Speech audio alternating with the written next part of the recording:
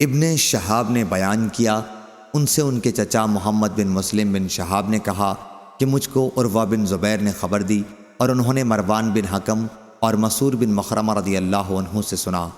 دونوں راویوں نے رسول اللہ صلی اللہ علیہ وسلم سے عمرہ حدیبیہ کے بارے میں بیان کیا تو عروہ نے مجھے اس میں جو کچھ خبر دی تھی اس میں یہ بھی تھا کہ جب حضور اکرم صلی اللہ علیہ وسلم اور قریش کا نمائندہ سہیل بن عمرو حدیبیہ میں ایک مقررہ مدت تک کے لیے صلح کی دستاویز لکھ رہے تھے، اور اس میں سہیل نے یہ شرط بھی رکھی تھی کہ ہمارا اگر کوئی آدمی آپ کے یہاں پناہ لے، خواہ وہ آپ کے دین پر ہی کیوں نہ ہو جائے، تو آپ کو اسے ہمارے حوالے کرنا ہی ہوگا تاکہ ہم اس کے ساتھ جو چاہیں کریں۔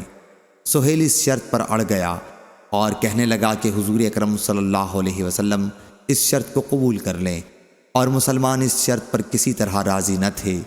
مجبوراً انہوں نے اس پر گفتگو کی، کہا یہ کیوں کر ہو سکتا ہے کہ مسلمان کو کافر کے سپرد کر دیں؟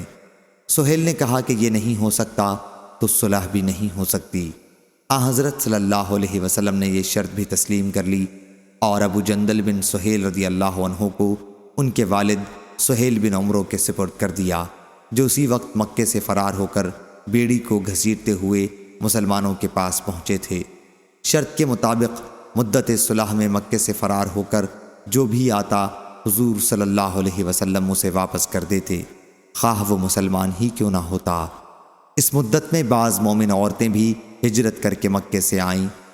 کلثوم بنت عقبہ ابن معیط بھی ان میں سے ہیں، جو اس مدت میں حضور اکرم صلی اللہ علیہ وسلم کے پاس آئی تھیں۔